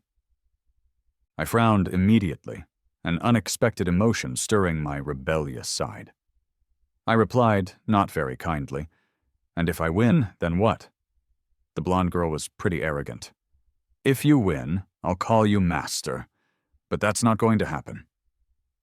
With that, she walked away, strutting like a peacock, lovely but infuriating. My competitive spirit was fully sparked. I was about to leap out of bed to chase her. "Hold on, Ethan." Marcus, both amused and frustrated, stepped up to stop me. "Chloe's just a little stubborn. She means no harm." I exhaled, my face turning a bit red with embarrassment. He was right. I couldn't even figure out why I had gotten so childish. All I wanted was to see that peacock falter. Before I could linger in the awkwardness, Ben handed me some documents and a badge. "Your performance was way above the passing line. Welcome to the Apex Club. Welcome to the family." A flood of joy filled my heart. I took the items, holding them tightly. "Thanks." Ben started to walk me out, introducing things along the way. "The Apex Club is split into sections A and B. We've prepped a single room for you. Both sections have their own signs and dining areas. There's even a division of training spaces," he explained. "We also have tests 4 times a week. If I'm right, the next test is coming up soon." Nervous, I nodded. I was planning to practice this afternoon. Seeing my serious expression, Ben stroked his chin, satisfied. "That's right. Even though you performed flawlessly, it's clear your endurance and some moves can still improve." Indeed, I had a long way to go. I could get even better. An hour later, Ben waved goodbye to me. "I'll guide Chloe carefully. You focus on resting and keeping your health up. After all, good health is the foundation for striving. I hope to see you in the competition next time." I waved back, a grateful look in my eyes. My determination was lit up deep inside. I was sure of it. Back in the villa, in the cold weather, Alex was fuming. "Making me ski so many times is nuts." He tossed his ski gear aside, his face dark as he stormed into the villa, not caring about the coach walking away in frustration. His health was too fragile to stay in the snow for so long. He threw his clothes aside as he went in and grabbed his phone for a glance. Not a single message. His anger burned even more. He threw the phone away, frustrated. Clara hadn't replied for a month. No matter how he tried to impress her, even if it meant pushing his weak body, training week after week to improve his skills, she hadn't responded at all. Alex simply couldn't accept it. Even knowing how much Clara cared for herself, he, once the sweet one, could not take the cold shoulder. Knock, knock. A soft knock at the door. A hint of happiness crossed his eyes. He tidied up quickly to open the door.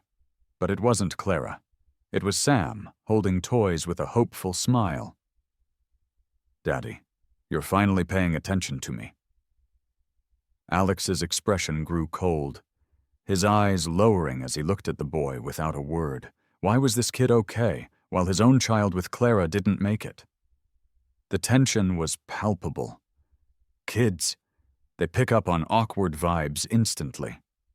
The sudden change shattered Sam's hope, turning it quickly into fear. His toy fell on the ground. Just as he bent to pick it up, Alex stomped on it viciously. "Play your little games someplace else. I don't have time for a brat like you." His unhidden malice sent the boy into tears on the floor. Alex didn't even bother a glance, slamming the door shut. Impatience and disgust were all over his face. With Clara ignoring him, there was no way he'd be kind to an innocent kid. The kid's sharp cries didn't stop. Alex shouted for the nanny to take him away. "Keep him off the second floor. Just seeing him annoys me." The Swiss Apex training ground followed a simple routine. My pent-up emotions from the past 2 years pushed an incredible focus. In just a month, my demeanor changed dramatically. I was no longer the frail guy I was when I first got there. "Ready." I stared ahead, fully focused and ready to sprint. "In 5, 4, 3, 2, 1, go!"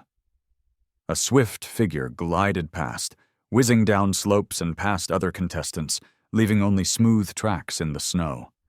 More than that, I was far ahead of everyone. I managed my breathing rhythm, feeling like I was one with the snow and wind. Each move was precise beyond belief. With each breath, it was like I was a fish darting through water, completely at ease. No one could tear their eyes away from me. The whistle blew loud and clear.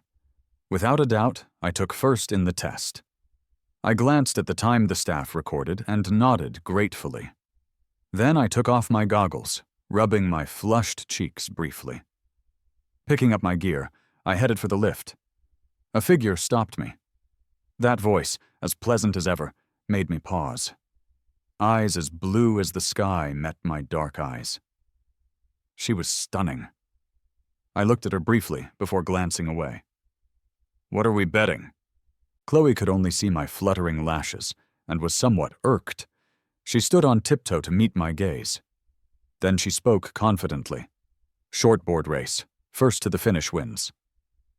What started as a challenge between the two of us unexpectedly drew the boss's attention, enough to set up 5 cameras, 2 following us closely, with wide-angle shots at the start, the middle, and the end. Everyone ran over to cheer me on. "You gotta beat her!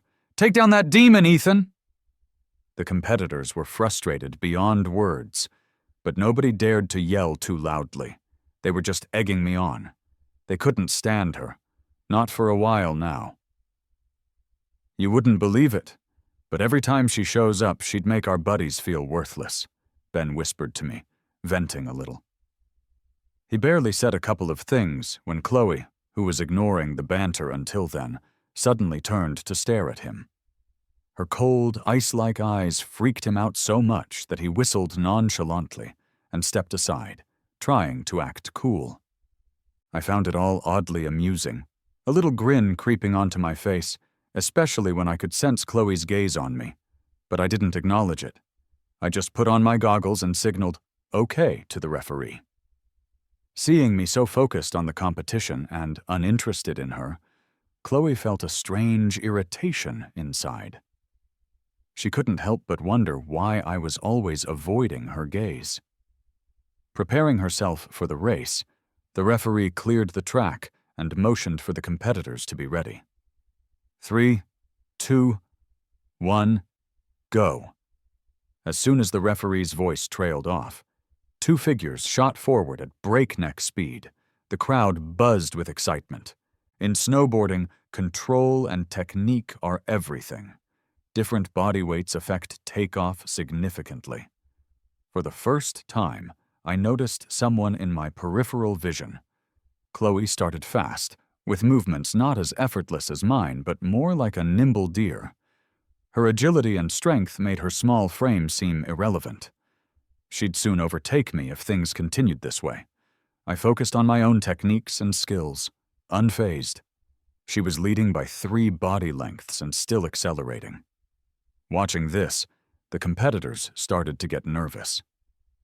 "Here comes her terrifying acceleration," they muttered. I stayed calm, searching for opportunities on the course.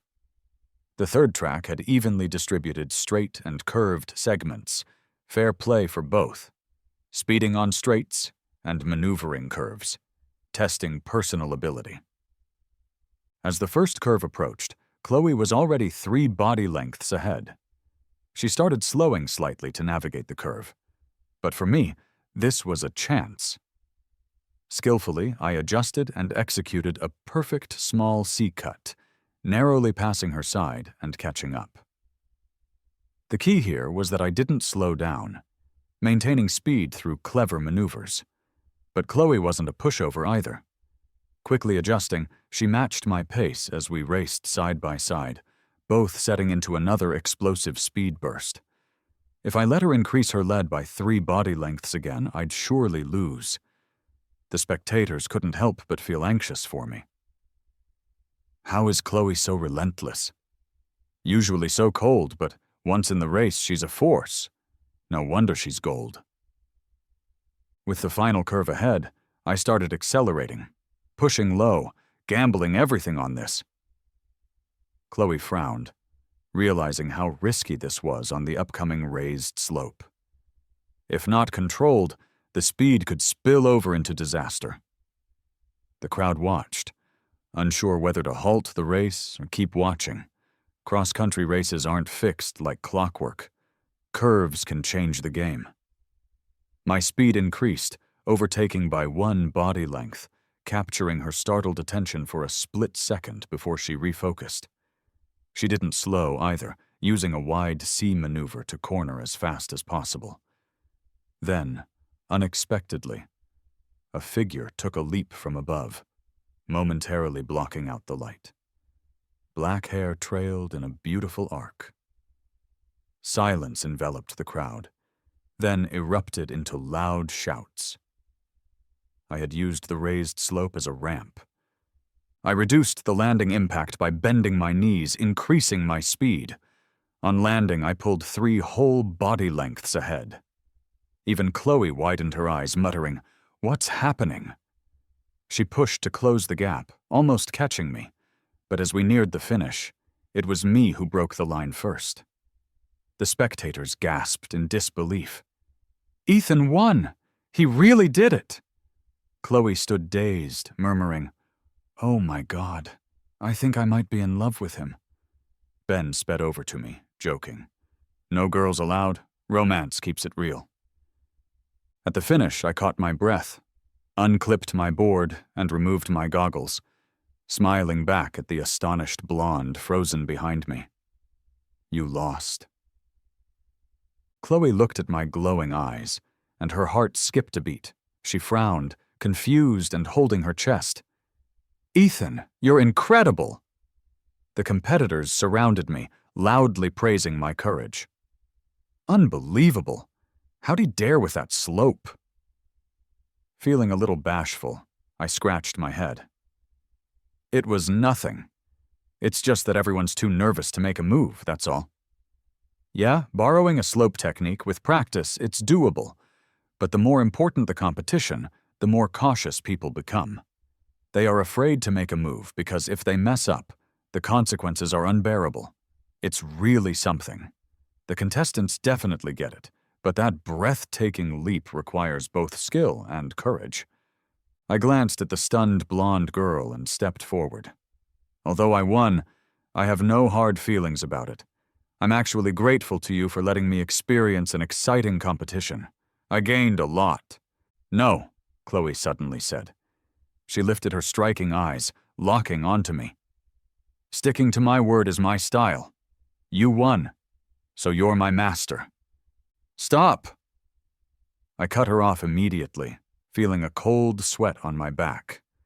Faced with all those entertained and schadenfreude-filled expressions around me, I tried to clear up the misunderstanding. "It's just a favor, right?" The blonde girl nodded lightly. I racked my brains, and before things got weirder, I blurted out, "Your name, right? Just tell me your name." Chloe looked a bit disappointed and replied, "My name is Chloe." I sighed in relief and smiled.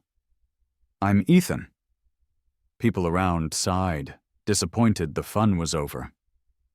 "Let's wrap it up. I need to practice." I pretended not to hear them as I gathered my equipment to leave. I was very pumped, having seen her acceleration technique. It gave me a fresh idea for straight-line acceleration.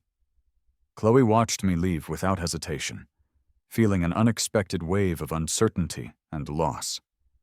She didn't want to miss out on me. She wanted to keep racing side by side with me. "Ethan!" Marcus called out, stopping me. Surprised, I turned around. He looked pleased. "So glad to see you again." He laughed, patting my shoulder with admiration. "As expected from the one I had my eye on. I'm happy to announce you're the starter for next month's 7th World Cross Country Skiing Open." "What?" Leo stood up, surprised, holding the phone with caution as he responded to Clara. Was I really chosen for such an important match? Clara rubbed her dry eyes. "Yes, and this time the timing was just right. The club got you a spot, so practice hard." After a long wait, Leo finally saw hope again. His spot had been cut off for months due to some troublemakers. He had been out of the public eye for too long, feeling useless at home, and Clara's attitude towards him had grown colder. He was determined to seize this chance. If this worked out, the postponed engagement might finally happen. His eyes flashed darkly, but his soft words remained. "I'll follow your lead." After hanging up, Clara frowned at the club's roster. She crossed out most of the names. Having lost the strongest players due to my departure, no matter how much she spent, she couldn't keep others around. Otherwise, Leo wouldn't have gotten this chance. Her eyes hardened. After her investigation, she was sure I had gone to Switzerland. Given the chance, she'd do anything to bring me back. Holding her hands together, she felt a flame in her empty heart. It was just a misunderstanding. She believed I loved her too much to really leave. A little coaxing, a little time, and I'd come back. At the 7th World Cross Country Skiing Open, I stood frozen while the others cheered. "Congrats! You truly deserve this." "With Ethan, we're sure to win." Marcus's eyes shifted to Chloe, a smile in them. "And you?" The atmosphere paused. Someone voiced their disbelief. "Chloe never teams up with anyone. Are you serious, boss?" Before Marcus could reply, the blonde stepped forward. "It's decided." Then Chloe looked over at me, bewildered, and led me toward the lift. "Come on, Ethan." It wasn't until we were on the lift that I snapped back to reality. Excitement coursed through me, feeling the thrill of competition reigniting my senses. Yet the idea of a duo made me uneasy. Someone from my past, buried deep, was pulled up, causing a pang in my chest. "What's wrong? Scared?" Her seemingly gentle voice easily got on my nerves. I paused, getting distracted by her, grabbing my gear from her arms. "Just don't hold me back," I said sharply, catching myself as I glanced at the blonde. To my surprise, her face showed no change. She agreeably said, "Got it?" I hesitated, taken aback. Chloe, usually so proud, could sometimes be so unexpectedly compliant. "Don't misunderstand." Her beautiful blue eyes were set on me, her words still sharp. "You're good, so I listen. Once I catch up, you'll listen to me." Stunned, I watched her get off the lift, taking her gear. Taking it from her out of goodwill, I only felt underestimated. Sparking my competitive spirit, I jumped off, snatched the gear, and dashed forward. She effortlessly kept up, her breathing steady. "Damn it!" I muttered, recklessly charging forward, feeling childlike. Chloe followed, her eyes unconsciously drawn to me, unknowingly smiling. As for the shadow of memory that had resurfaced, I shelved it, forgetting it for now. In the Shelley's ski area, Clara frowned as she watched Leo return. Not interested in coaching, she focused on videos of my past practices and competitions. I'll fire the coach and get a new one. Alex felt a stab of pain, yet he suppressed his negative emotions. "You know I'll follow your lead," he replied. The coach stood on the side, looking furious. Before Clara could even turn to look at him, He ripped off his coaching badge and threw it on the ground, storming away. "What an idiot! Wasting my time!" Clara frowned. Before she could say anything, she heard Leo's voice. "Sorry, Clara." "Enough." The woman didn't back down, turned coldly, and left. "That's it for today. Next time, if it doesn't work, I'll replace you." A hint of ruthlessness flashed in her eyes. She picked up her phone and messaged her assistant. "No matter what, find a strong substitute." Leo, left behind, looked miserable, like he was trapped in an ice house. Clara's attitude felt like a death sentence to him. He got completely mad, shouting, "I'll work harder!" A month flew by. Leo finally got recognized and boarded the plane to Switzerland with Clara. The competition roster was posted online. A familiar name quietly stirred up excitement. One of the competitors representing Apex Club, Ethan. "In the sports world, my comeback got everyone buzzing. We'll see him at the 7th World Cross Country Skiing Open. After disappearing half a year ago, he's coming back into the spotlight. Who is the sports world sensation? Ethan's back for revenge. Can he beat his former partner?" The internet exploded. Some said I returned to Switzerland for revenge, specifically targeting the Windstorm duo. Others thought it was just a coincidence, just someone with the same name. But that seemed too good to be true. When Clara heard the news, she immediately asked someone to investigate, not even realizing her own persistence. Nobody knew how thrilled she was inside. Everything is destiny. "Ethan will definitely come back." Clara opened a photo, her thumb brushing over my cheek. Next to her, Leo watched jealously. Deep down, he was filled with resentment and fear towards me. He hated that I had returned, feared me reclaiming everyone's attention. Nobody understood better than him how terrifying my talent was. He had spent countless nights blaming himself for not breaking both my legs back then, regretting it. He knew all too well his talent didn't measure up to mine, which made him wish more than anyone for my demise. The 7th World Cross Country Skiing Open had more media and journalists than usual, leaving local reporters a bit confused. When Clara showed up with Leo, flashes went off furiously. Leo couldn't control his nerves, especially seeing the ski giants he only ever saw on TV, which made him realize how prestigious this event was. Awkwardly, he tried to hold her hand. She didn't pull away this time, her expression calm, allowing him to hold on. He felt a bit happy inside, but then heard her cold voice, "Get your mind straight and don't embarrass the club." He froze, chilled to the bone. For the first time, he deeply regretted not putting in more training, and because of it, he felt unworthy, like he didn't measure up to anyone. Just a mess. "The Apex Club is here!" Someone shouted at the entrance, and the flashes got even more intense. Some even screamed and cheered. "Chloe's here! We won! We won!" Who's that next to her? He's got to be scary good to team up with Chloe. Seems like he's called Ethan. Never heard of him, but if he's with Chloe, he must be incredible. Leo was still trapped in his nervousness when he saw Clara suddenly stand, her eyes fiercely locked on the two at the entrance. He turned to look, and the next moment he felt frozen. Familiar features and dark hair, those eyes with the calm confidence he hated. Wherever I went, I always drew everyone's gaze. Our intense stares caught my attention. Clara felt a spark of joy. He saw me. He'll surely come over. Her thoughts barely lingered before I just calmly turned away, like I didn't see them at all.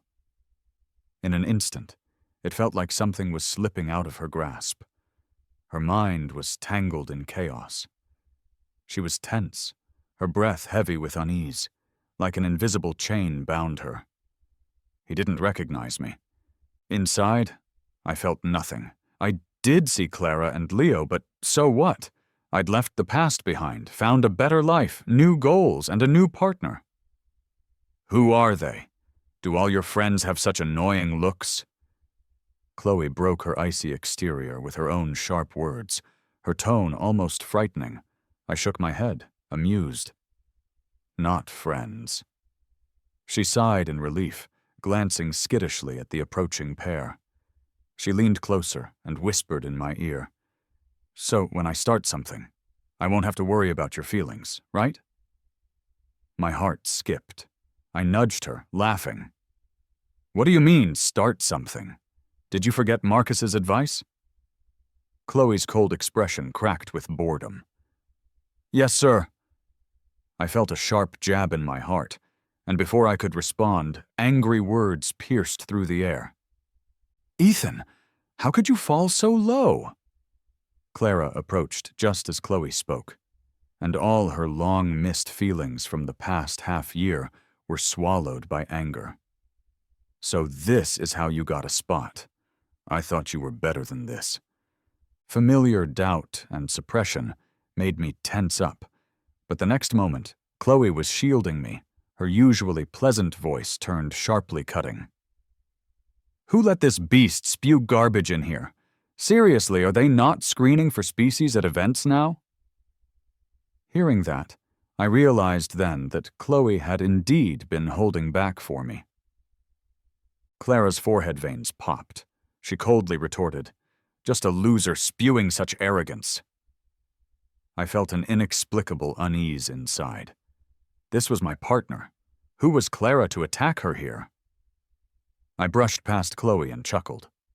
Did you really earn those championships yourself? You won gold 2 years in a row, but without me, you wouldn't have won anything. Clara's face darkened as she looked at me. Then her expression softened, as if she had realized something. No matter what, Ethan, those were just minor squabbles. Our door is always open for you.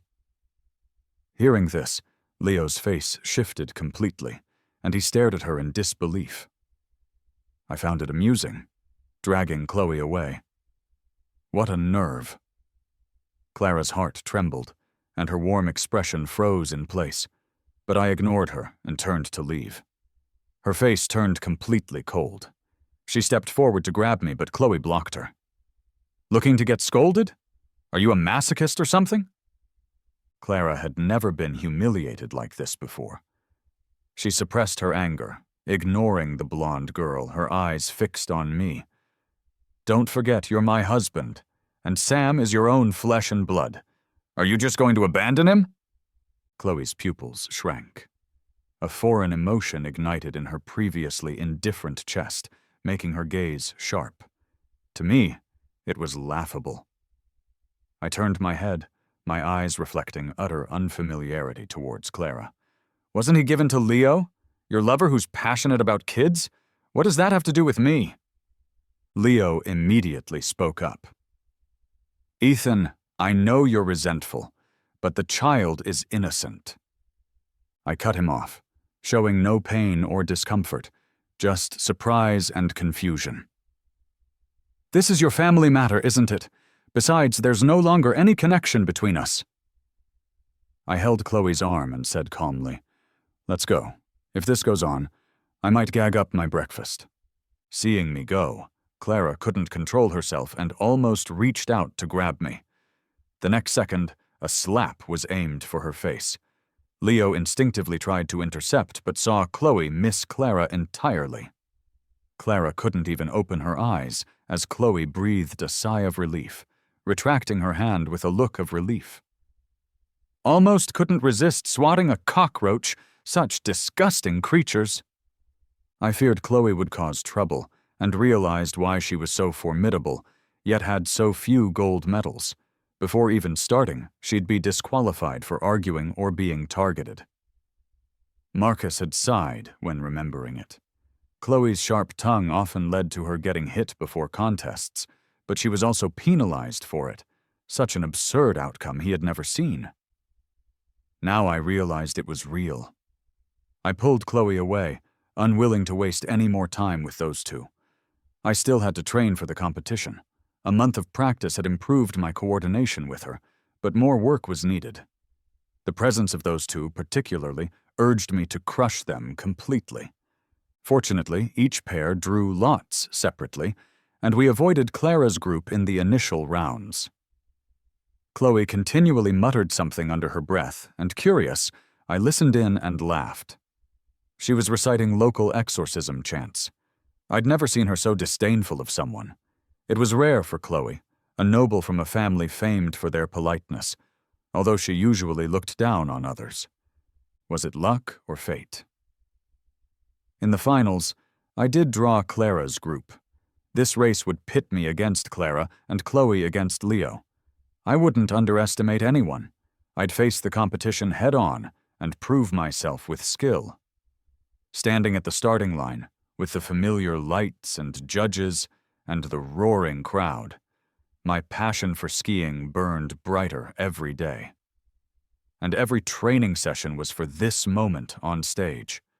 But Alex was sweating bullets, trembling so much he could barely put on his goggles, let alone stand near me. The prodigious Ethan was lined up, and when the referee started counting down, Leo just focused on the snowy path, instinctively eyeing me. My preparation was so precise it was unnerving. Memories of deep-rooted fears and inadequacies screamed silently. How could he compare with me? What strategy could he use to surpass me? His hand couldn't stop shaking, his whole body trembling in fear. Buzzing whispers erupted from the crowd, all seemingly mocking his visible tension. 3, 2, 1, go! Leo instinctively burst forward, but caught a glimpse of a sharp figure passing him in seconds. In a flash, his mind went blank, assaulted by unprecedented shame and collapse. He couldn't even keep up with my path through the snow. Oh my. The explosive figure racing out is Ethan. Ethan, number 1, is leading by 3 lengths, way ahead. Jeers echoed from the stands, with live streams erupting in complaints. This gap is embarrassing. What's number 2 even doing? Turn it off, the difference makes me want to cry. So embarrassing. No contest, just not the same level. No one believed number 2 could match me. This was a landslide, a professional versus a novice. The once lauded me, a top ski racer, had reclaimed my title, reigniting memories. The first round ended with my team leading theirs by a full 10 minutes. Leo had no idea how he got back to the prep room, avoiding Clara's gaze. Clara, aware of the cameras, barely contained her irritation and disdain. She stormed off, ignoring his shattered voice behind her. Now she had to rely on herself to narrow the gap and secure victory. She stood at the starting hill, looking at the blonde girl next to her, and calmed down quickly. There was still a chance in this race for 10 more minutes. This was just a nobody, after all. She took a deep breath, preparing to start. Ready, set, go. She didn't care who showed up with me. Clara firmly believed I would only choose her. 3, 2, 1. Chloe took off. They started almost at the same time. Clara's quick and sharp moves made her pull ahead from the start. She always felt confident in her start. Few could keep up. Maybe she could turn things around with that. But unexpectedly, out of the corner of her eye, she caught a glimpse of that golden silhouette sticking close. The audience exploded in cheers. Chloe kept up without faltering. A tremor ran through Clara. Before she could think further, that golden figure was speeding up, even leading by half a body length. Clara pushed herself to go faster. She had skills in straight-line acceleration. Their neck-and-neck race finally fired up the crowd. After all, a one-sided race isn't exciting at all. The first bend came quickly. Clara instinctively slowed down to take the turn, but that golden shadow didn't even slow down, performing a familiar move and taking a perfect curve. That move made Clara's eyes narrow. A name she knew all too well floated up in her mind. My famous bend. Something intangible gripped her heart tightly. At this moment, she realized she was feeling an unexpected level of jealousy. She couldn't tell if she was jealous of Chloe's talent or her connection with me. She knew better than anyone how much I valued the past. How could I recognize someone else as my partner so quickly? Her mind was in turmoil, and she almost lost control of her balance. Her heart thudded, and she forced herself to calm down. No, she had to win. A fierce glint flashed in her eyes as she stopped holding back and accelerated on the straight, paying no heed to the turns. Dangerously, she closed the gap on Chloe.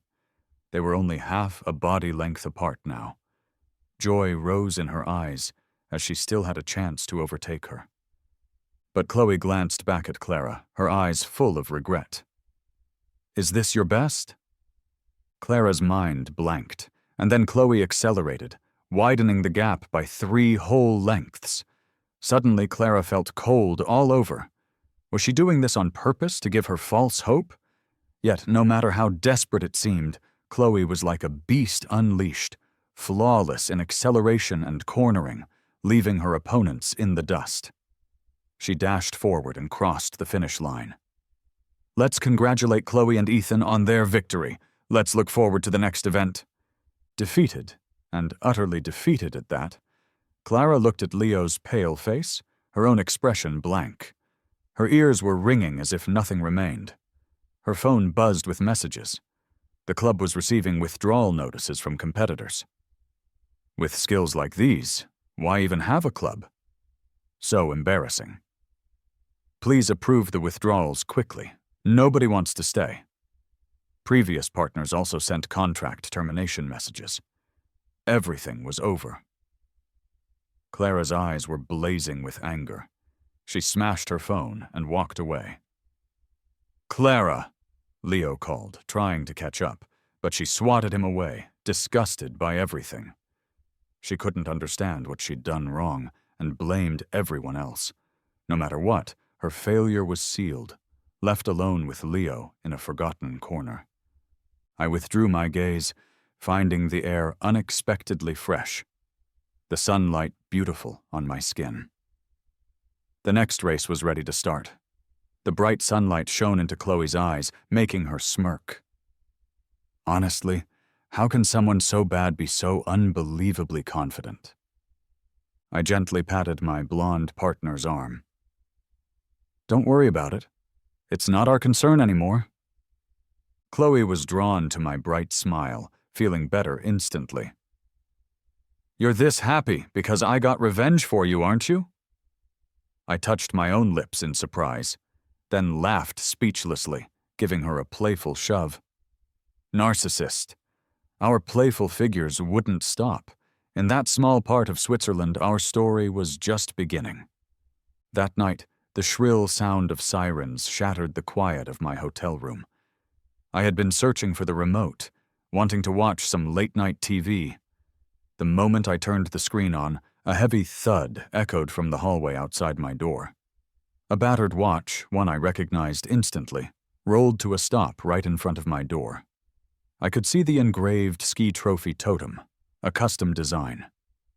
Half a minute earlier, my phone had been broadcasting the news. Ichiro Nakamoto, a 3-time Winter Olympics judge, was on screen, smirking under his bow tie. Clara blackmailed me with $30 million to ban the Swiss club. Ethan, it was you, wasn't it? In the surveillance footage shown on the news, Clara, backstage at the competition, was wearing a national team outfit, one that had been meant for me. It was stained with something dark, red. I remembered the recording device I had seen tucked behind her earlobe during a close-up. The police burst into her hotel room on the live broadcast. Liquor bottles were spilled everywhere, and the cloying scent of camellia, a scent I knew so well, seemed to cling to the air. Her favorite belt buckle was snagged on something under a pile of clothes. Underneath, the hem of a blood-stained wedding dress peeked out from beneath a pile of yellowed documents. 6 months ago, a skier's injury report, clearly stating grade 2 frostbite of the trunk and possible permanent disability. The scar on my right foot, from where a ski had lashed me during a fall she caused, was a perfect match for the fingerprint on the file. The police, their boots crunching over broken glass, lifted the coat covering a body on the floor. Shreds of our divorce papers were scattered over an old childhood photo. That year, Clara had helped me with my ski goggles, her hands so gentle. Now those same hands clutched a set of ice spikes buried deep in her gut, piercing her heart. I contacted my lawyer the next morning, allocating $50,000 from my winnings to be sent to a trust for Sam, to support him until he turned 18. And that's the end.